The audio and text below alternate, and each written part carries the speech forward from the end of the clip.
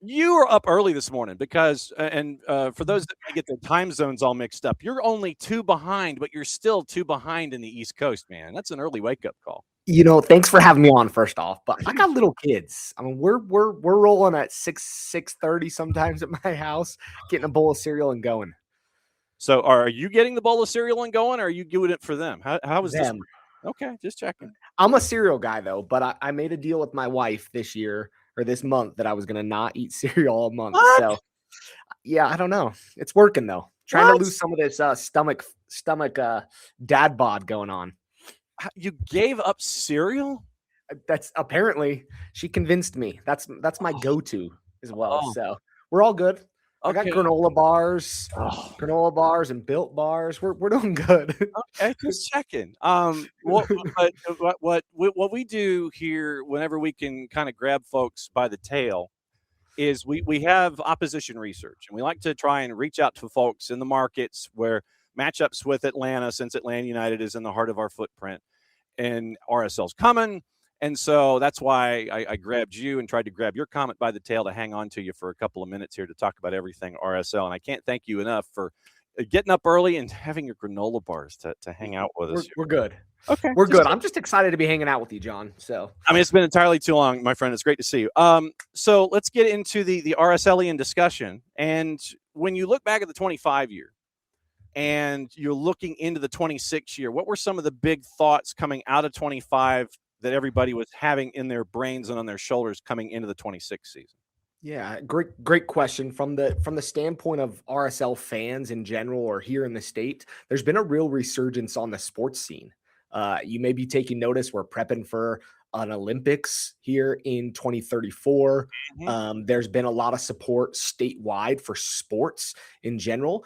And it used to be the Miller family that just dominated the sports scene in Utah, owning the Jazz, and Larry H. Miller, who's since passed. His wife's taken over ownership on that side, Gail Miller, and they've really kept Utah sports on the scene. The Jazz have had their years. They've struggled as of recent. They've been fined by the NBA for tanking and every fun element that's there going on right now. And what's happened with that is the Millers ended up selling to Ryan Smith, and Ryan Smith got in the sports scene. And what's happened again on the Jazz side, and then on the RSL side, Ryan Smith and the Blitzer Group owned RSL after Deloy Hansen, a guy that owned them for quite a few years here in the state, put in some infrastructure out in Harriman, the training facility. I mean, they did some great things, but there's really a big change happening in this last year. The ownership changed back to the Miller family, or excuse me, to the Miller family, not back to the Miller family, to the Miller family. And the Miller family is kind of positioning themselves to own Real Salt Lake and then hopefully own a baseball team here in the coming future, trying to get in on that MLB expansion. And then the Smith Group, Ryan Smith and his crew owns the Mammoth and the Jazz. So it's kind of splitting into these two ownership groups. And a lot of people had questions what the Millers would do when they took over RSL coming into this season. Spending was always a concern and always has been a concern at RSL. Like, are we willing to put out some money? And the Miller family responded resoundingly yes. Purchased one of the highest DPs in RSL's history with Morgan Gilavogi. They spent on a number of other players, and then they've invested in the academy. And there's things happening at the academy level. This past week, we saw a couple 18-year-olds and a 17-year-old starts. And there's just a lot of that happening right now. And so from 25 to 26, there was a real question mark.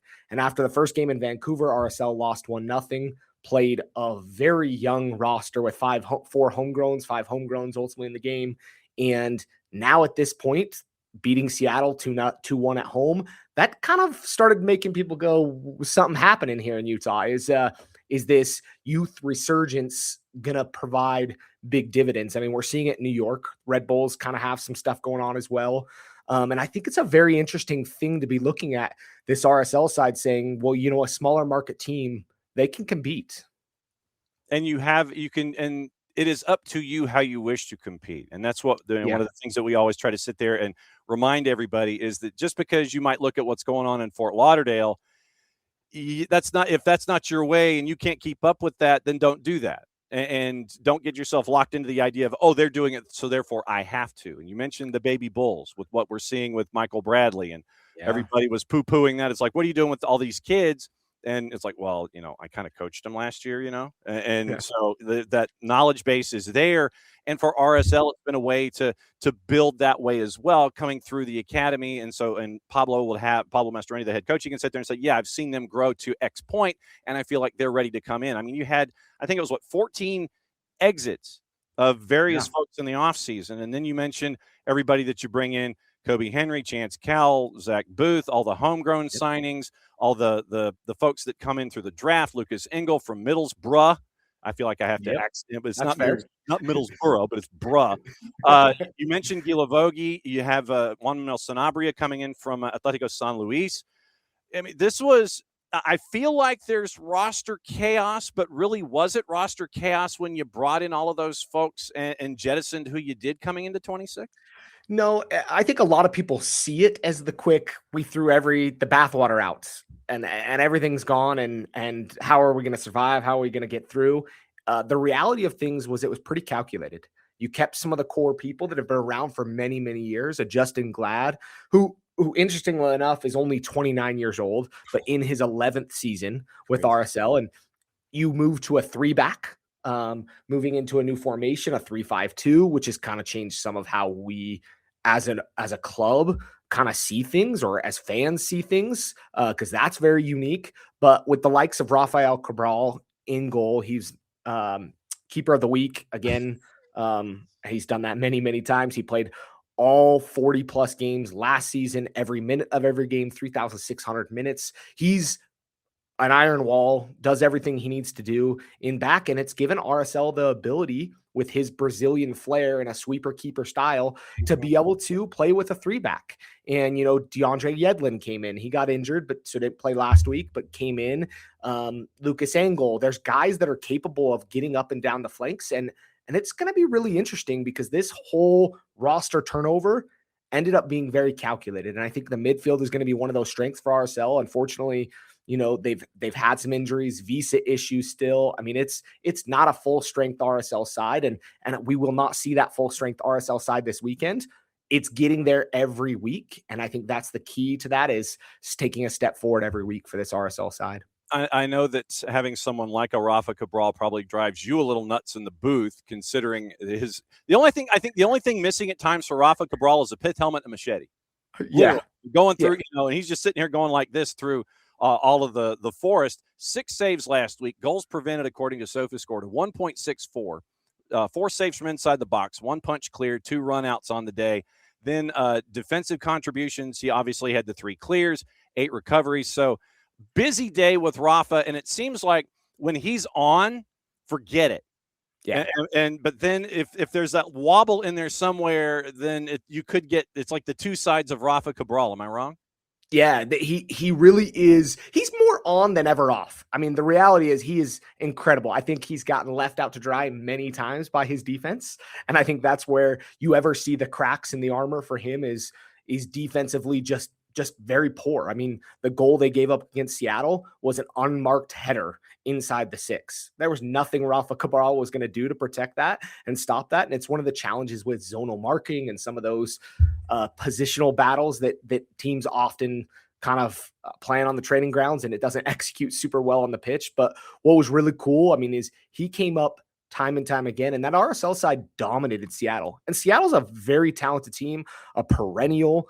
And the week before, I mean, they lost 1-0 to Vancouver, who had just been in the MLS Cup the year before. I mean, up in BC Place on some of the worst turf in the country, in both countries, I should say. And he was the guy that kept that team in there many times. And Rafa Cabral, his style is very unique. He's Brazilian. He's not always super vocal, but he is always there. And he's the type of guy that's swatting balls away, doing everything, the little things that need to be done. And you mentioned obviously the injuries and what you've seen. I saw this, and I have to consult you as my RSL oracle here. 15 years in a row, Seattle and the Riot. Did I see that right? So the number is officially, I'm gonna check my old game notes from Saturday. It's now 14 wins, 1 loss, 4 ties against Seattle on Utah soil, and they have not won in a regular season game since 2011. And it's something wild because there's a lot of transplants. I mean, I spent some young years growing up in Seattle. I've even got a kid with the middle name Griffey. And Very if I turned my screen slightly, you'd see Ken Griffey Jr. on my wall. nice. To that level of love for that, but I have no love for the Sounders. And nor does any Utah fans on this side. It's a pretty heated rivalry. It's not one of those that turns into a clash of heads where they battle and it's feisty and everybody gets, crazy. But it is a very good soccer every year, and it's wild. It's had its years of craziness. Seattle won, or RSL one time went to Seattle and won 1-0 without registering a shot on goal. And and it's there's just crazy things that have happened. RSL's only title back in the day in 2009 was in Seattle at Lumen Field. They beat the Galaxy at Lumen Field. So there's been this weird like magnetization between these two teams always coming together. But I don't know what it is. The Rave Green cannot win in Utah, and it is become a riot, a fortress again for RSL there. And that was a mantra back in the CONCACAF days when RSL had their run of Jason Kreis and all those wonderful players. And it's becoming there. And there's some talent that we've yet to see to even play a part in some of those things. I mean, we're not even talking Diego Luna, who might make the World Cup squad. And there's guys like him that have not even been talked about or featured at this point in the season. So Yeah, our Jarrett Smith, by the way, has relocated from SDH footprint, and he's now he has now established SDH Mountain Time Zone. He is now out there in your part of the footprint. So we're looking to have him latch on to everything out there with Monarchs, RSL, and Royals and everything. In a perfect world, everything being equal, which it has not been so far, what is the starting 11 of starting 11s that folks would have been counting on if everyone was healthy? And then I'll get into the reasons why and what it's been looking like the last couple of weeks. There's a lot to be said to that perfect starting 11, because I think some of that will remain to be seen who really steps up, because there's guys like Aiden Hezarkani who scored, who I would have never put in an ideal starting 11 for RSL. Really? At his age, 17 years old, former Monarch, played 47 minutes of MLS football until this year.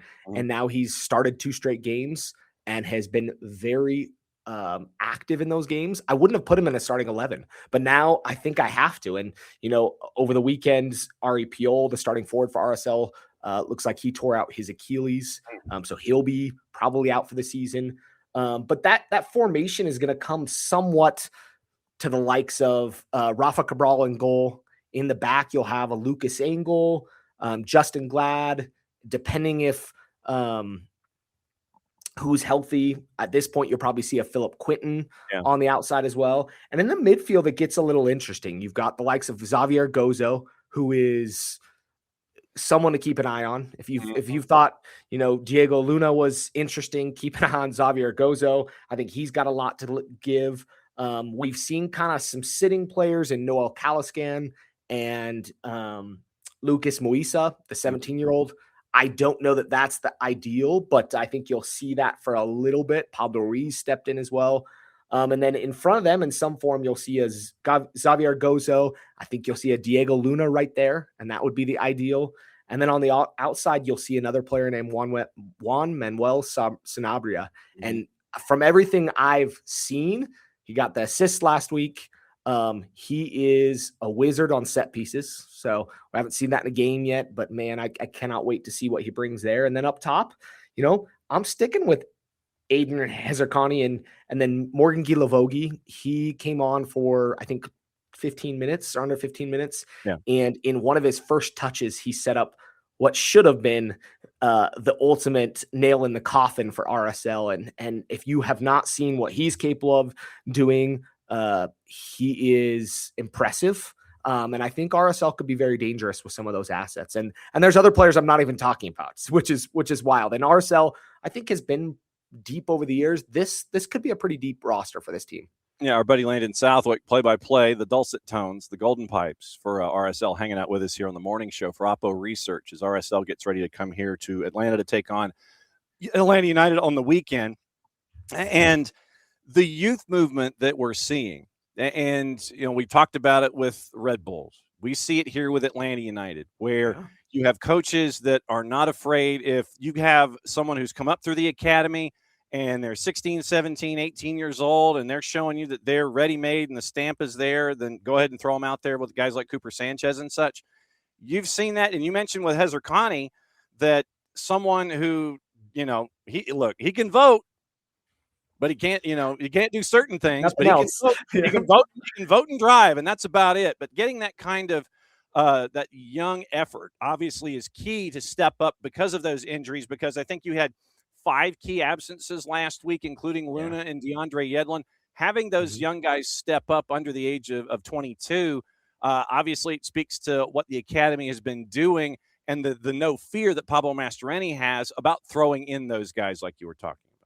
Yeah, and it's scary. I mean, if you hear some of the reports, I mean, some of these guys didn't know they were gonna start in Vancouver until they got on the airplane. And and I think some of that's better in a lot of ways, having played. I mean, I remember my first collegiate game and moments of feeling that like, wait, I'm starting, like I'm just a freshman. I'll do whatever I need to do. I want to be on the pitch, but like, really, me? And I think some of those guys show maturity beyond their age. And I think that's what's really cool about the professional environment. And you guys see it in Atlanta as well. I mean, it's creating that environment to let players know that the pathway truly is the academy to Monarchs to RSL. And you want to play in that America First field. You want to play in front of the fans. You want to do those things. And, some have different paths. I mean, Taylor Booth's a perfect example. He was an academy player for RSL, was, with the likes of a lot of the players, Brooks Lennon, some of those guys that you guys have seen out and about, Aaron Herrera, Justin Glad, some of this era of guys, and they were going through, and Taylor Booth saw an opportunity to go to Europe, headed to Europe. His brother was in Europe as well. And they're local kids. They're 15 minutes from where I live, and they're just kids that were trying to find their footing, found their footing, got some opportunities in Europe, and are now back home playing in front of their home crowd. And, he's not even under 22 as well, and still has already spent time in Europe and done things. And that's the cool part about what that has created at RSL. We're never going to be the biggest spender. And I think people recognize that here. So we have to be efficient with our academy. And I think a lot of people recognize that RSL spent a lot of time understanding some of the European ways. I mean, RSL, the name Real Salt Lake, comes patterned after Real Madrid, and some of the stuff was happening there. And when you look at those elements, I mean, RSL knows they need to build that academy, and it's not going to be a perfect element. They sold a player from the academy this week into the Nashville system, Will McKay, a keeper. And, those things are going to happen to help build the squad all the way around. And I think it's a really cool era. And I think there's some fun to be had here in Salt Lake here in the near future. How would you describe Pablo Mastroeni as a coach? And I'm talking personality, stylistics, day-to-day mannerisms, demeanor. Yeah. How would you break down what you get to see with Pablo as a coach? He's an incredible, passionate guy. I mean, a lot of fans may recognize him as the player when he was the boisterous, hard-headed defensive midfielder for Colorado. I mean, he has got some very heated moments with RSL over the years. I had a video of him taking an RSL jersey and sticking it down his pants. I mean, there's some wild moments out there in time. And when he got brought over into the RSL organization, a lot of people were excited for it, but had questions. Was he capable? And he's made some changeover with his assistant coaches, and there's been some adjustments there. But what's been really exciting is he's the type of guy that brings that passion in both English and Spanish. He's fluent in both. He speaks to his players in both. He does his post game in both English and Spanish at different times. And I think that helps ingrain him with a lot of these players. I mean, a lot of these players speak one of those two languages. Not always the case, but a lot of them speak one of those two languages in some form. And he's the type of guy that's very player friendly. He knows what he's looking for in these players. He's willing to give kids chances. He has worldwide experience. He spent that time on the international level. So he knows what some of these kids' goals are. So when he looks at a Diego Luna, he's developing him to really have that chance at the national level. Not only just thinking small picture and that he needs to perform well for RSL, he's giving him that shot to make his name out on the national scene. And I think you'll see that from number of players this year. And the World Cup may affect a lot of teams in different ways. I mean, Juan Manuel Sanabria is another one that's hoping to make the Uruguay squad. And there's guys like this that are going to take a big chance this year, and he's going to give them the opportunity. Pablo's the guy that is great with the media. He's a walking soundbite all the time. He'll give you good quotes. He'll rub you. He'll have a couple conversations with you. He may even joke with you on those sides. I mean, he's a type of coach that I would have loved playing for in my playing days. I think a lot of people really respect him as a coach, and I think he's done a phenomenal job. And hopefully he can take that next step and lead RSL past just going into the playoffs, but making a run in the playoffs this year. So when you look at 2026, even though we're now 2 matches in and you're dealing with injuries and you're seeing the young guys stepping up and all that kind of stuff, what in your mind when it comes to RSL are you the most confident about when it comes to this team this season, and what still concerns you after 2 match days, even though you got the result against Seattle that you did? I think the concern is, can this team stay relatively injury-free? I think every team says that, but to look at the roster and say that Diego Luna's been out. I mean, there was a training session 2 weeks ago that 4 different players got injured in. A training session, and not just simple stuff. Olachunji was one of those, got hit in the eye, and he's been out multiple games now. Diego Luna was in that training session. That gives me a lot of pause. I think one thing that I can hang my hat on with this RSL team is they're going to have the fight in them, and there's going to be more bite than there has been in recent years with this side. And I think the youth are going to provide some of that bite and some of that energy that maybe this side's been lacking in years past. And that is really exciting. If you're a fan out here west, the West is a tough place to play. I mean, you're never going to compete, and the East has it too. I mean, you're never going to compete with the Miamis and the LAFCs in spending. So what can you do to counter that? What can you do to, match the likes of Messi? And let me just put this straight out. I don't think you can match the likes of Messi, but I think we've learned that you can compete with those guys. And it's not going to be player for player and everything. Sometimes it's going to be grit. Sometimes it's going to be using the youth. Sometimes it's just going to be, a hard fought battle. And I think a lot of these teams are going to learn this year that they've got to do that against those big teams. My last question before you get to cut the massive promo. Actually, I might have 2 more. Early study hall for everybody out there getting ready for Atlanta United. What's the early scuttlebutt and the early talk? Is there any? Well, I mean, I think Atlanta's been more unlucky than they deserve in some of this. I mean, you could probably speak to that way more than I can. Not the start to the season they want. Right. They're a talented side, and I think what really has been interesting is as teams go east or west and go from coast to coast, and we're not completely on the coast, but going to the edges of things. I think we've seen teams slip up when they've made those cross-country journeys. So I don't think anything's a foregone conclusion in games like this. I think Atlanta's going to have some challenges with RSL in the midfield. I think there's some interesting things. There's some domination that RSL had at times with Seattle. But I also believe this game is going to have quite a bit of opportunities. Both teams are capable of scoring goals. Both teams are capable of defending. It makes for a pretty good matchup. I think I would say if Atlanta fans are wanting to watch a guy, I would keep a very close eye on some of the youth of RSL, from Aiden Hezerkani to Lucas Moisa. I would keep an eye on some of those guys, whether they play the full 90 or not. Those are guys that I would, be like, okay, I'm going to check that out. And then do not sleep on Xavier Gozo. Didn't score, but he is one of those guys that has speed, has the ability to dance, can do those things, and he is young and talented. So I think those are the things that I would point out from a matchup standpoint. I couldn't be more excited to see what happens this weekend, and excited to see how this one plays out. That's for sure. All right. So for those that want to get their fix other than from our Jarrett Smith, who is now out there and giving us all the intel about everything in the Mountain Time Zone, if they want to keep an ear out and an eye out for everything going on, where do they go? How do they do it? How do they listen to you and everyone else 24/7, 365? Well, there's a ton of great content out here. One of my favorite podcasts out here, if you want to listen into something, is Bleeding Claret and Cobalts. It's a show hosted by Trey Fitzgerald. He works for RSL and has for the whole history of RSL, really. He took some time off in Europe and has been around.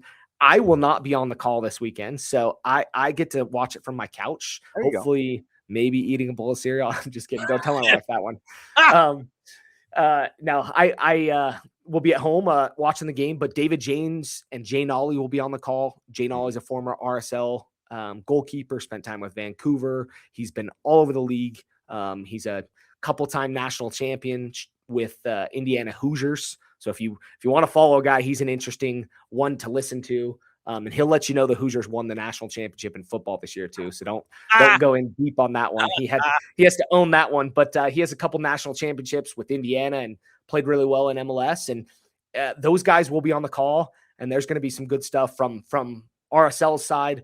But yeah, I mean, we've got quite a few podcasts around, but Bleeding Claret and Cobalt would be where I would tune in and check things out. I think they'll drop an episode here in the next day or so. Yeah, and then you can always find me on Twitter if you have questions. I'm always glad to answer things. Always glad to chat with things at Landon Southwick, and yeah, let me know how I can help. Do you still did the boss let you? And this is my last question, I promise. Did the boss let you put your Reavers jersey in a frame? Is it there in the house? It's, it's funny. My Reavers jersey is deep in a bin. We've got an unfinished basement, and it will go into a frame at one point. I love my Reaver gear. My favorite one is my Reaver Fever shirt, which seems so silly, but I've got a Reaver Fever shirt.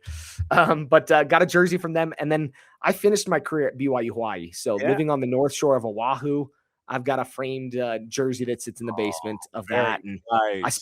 It's got still volcanic ash, I'm sure, embedded in the jersey of how nasty the clay was out there on our pitch. We were, I was 3 minutes from the ocean, 8 minutes from campus. So it didn't get much better than that, playing out in Hawaii and traveling a little bit and having some fun. BYU Hawaii, Iowa Western, and all points in between. Yep. I couldn't resist. And giving Feldman all those passes for all those. You have to. I mean, Iowa Western is a place. I don't know if I'll admittedly say this, I don't know if I'd ever live there again. Council Bluffs, the wind blows and it is cold. Mm-hmm. And you compare that to living in Laie, Hawaii, and living on the North Shore of Oahu. I mean, it's a no-brainer. So if you get your chance, go to Oahu, check out BYU Hawaii's campus. It is one that is incredibly situated in the North Shore. So go get your cereal, granola bar, and yeah. Jeez, unbelievable. John, I'll eat something good this morning. I'll go get a breakfast burrito or something. There you go. Good to see you, my friend. Don't be a stranger. You got the garage door opener. You know how to crash. And if there's anything on your mind, you know that you can come in and we'll talk and we'll have fun. Good to see you, my friend. Appreciate it. Thanks for having me.